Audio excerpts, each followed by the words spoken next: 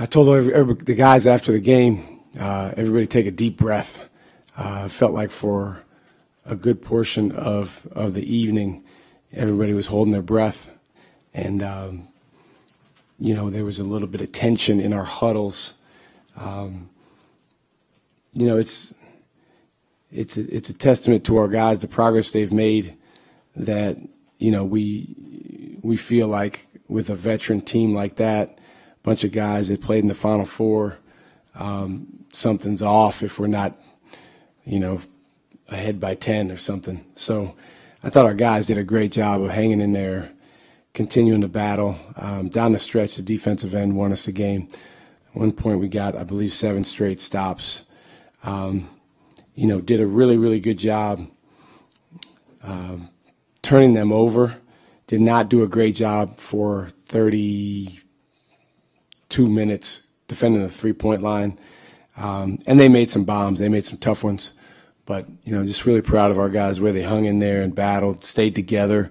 We had some guys who it wasn't their best offensive game, but they stayed connected to their teammates, which is what is the mark of a really good team.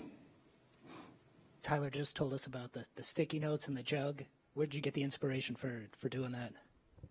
Most of the stuff I do is stolen from other people, but that actually was one I just kind of came up with. And, I said, guys, we got to pour into each other. And that's our biggest advantage, the way that everyone feels about each other in our room.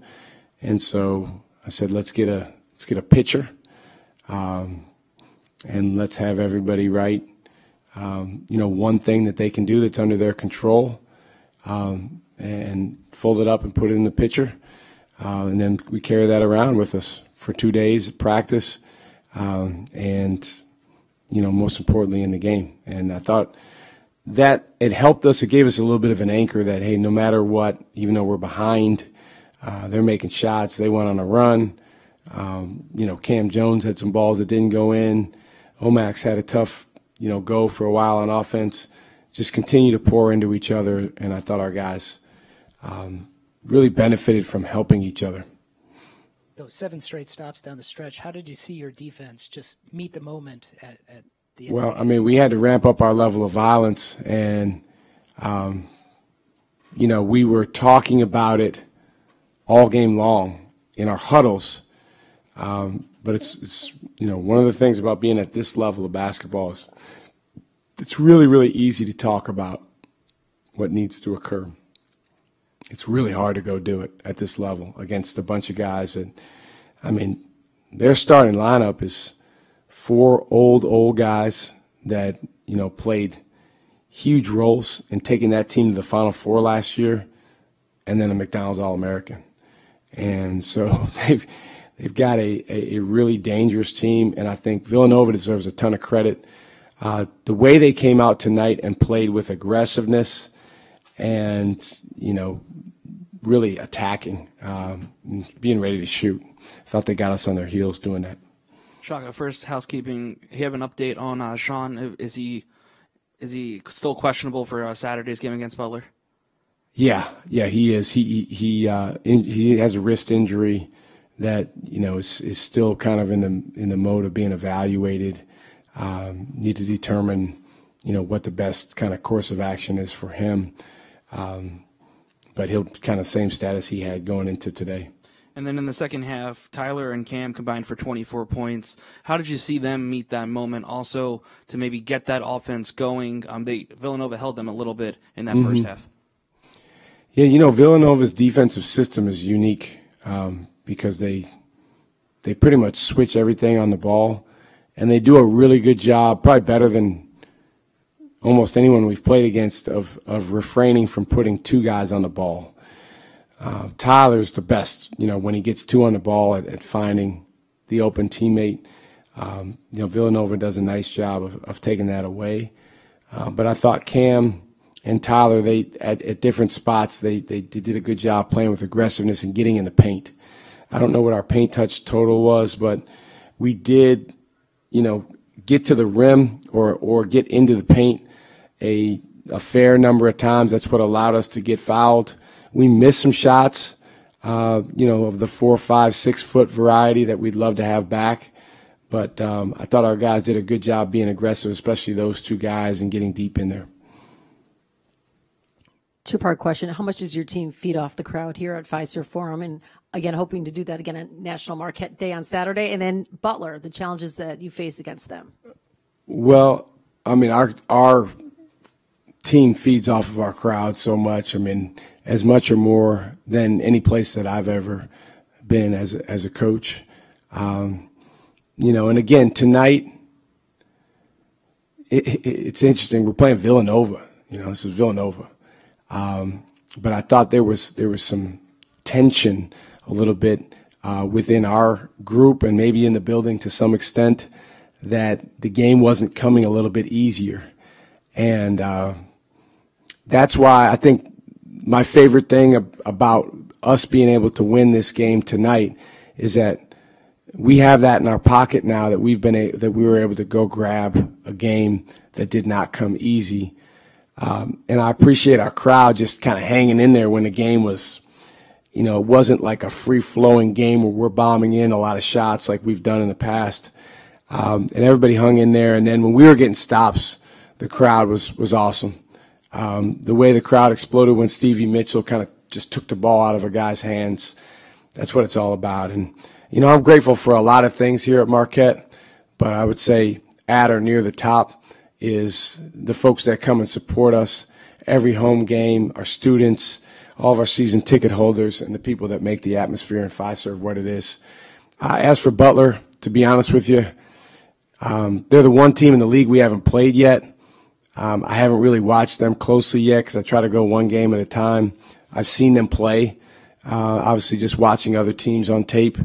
You know, they came in here on National Marquette Day last year and played with great aggressiveness and toughness, and that game was a grind.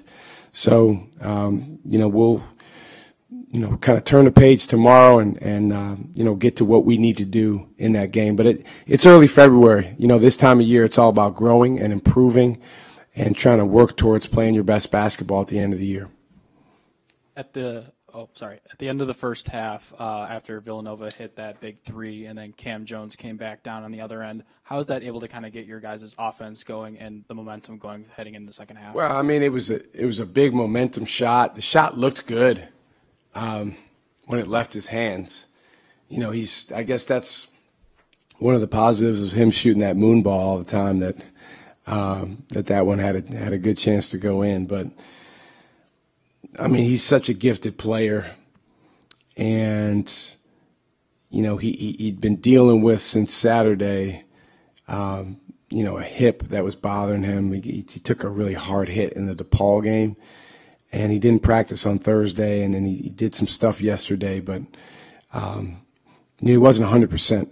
And just I think the toughness that he showed really, really helped our team. And then when he made that shot, Cam holds himself to such a high standard. So, you know, as much as anything, it helped him and our team feel better going into the into the locker room at halftime after a challenging half.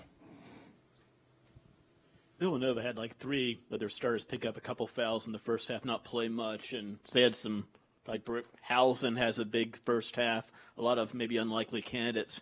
From an opponent's perspective, how difficult is that when you're facing a team that you're maybe not necessarily the guys y'all were primarily scouting early on? Well, you know, it's kind of the age-old question in preparation of, you know, how many guys on the other team do you try to get your guys to focus on? And so we always have a short scouting report that typically has like 7, 8 guys max, and then we have a long one that has anyone that could play. And every once in a while, there's a guy that's not on the short one but is on the long one that could come in, that comes in the game and makes a huge impact. And so our guys have done a good job of looking at both. So they knew who Housen was.